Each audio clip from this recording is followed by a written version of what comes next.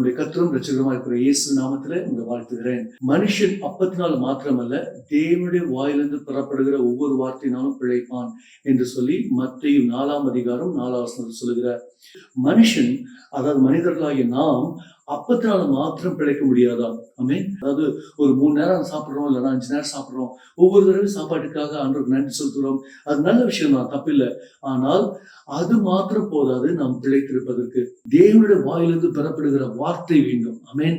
நாம் பிழைத்திருக்கிறதற்கு, தேவனுக்குள் வாழ்வதற்கு தேவனுடைய வாயிலிருந்து பெறப்படுகிற வார்த்தை நமக்கு தேவை. ஆமென். உங்க குடும்பம் வாழ்வதற்கு வெறும் சாப்பாடு மட்டும் போதாது, தேவனுடைய வாயிலிருந்து பெறப்படுகிற வார்த்தை வேணும். இந்த ஆசை நமக்கு இருக்கிறதா?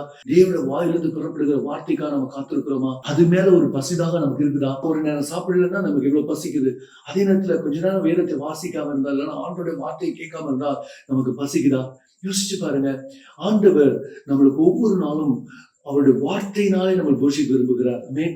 ஏதோ சும்மா கொஞ்ச நேரம் இந்த பைபிள் வாசிச்சேன், நீங்க வாசிச்சிட்டேன், நான் ஒரு அதிகாரம் வாசிட்டேன், அதை குறித்து நான் சொல்ல.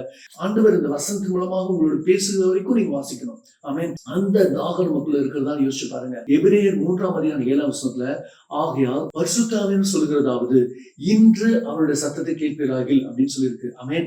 அப்படி என்றால் ஒவ்வொரு நாளும் அவருடைய சத்தத்தை நம்ம கேட்க முடியும்.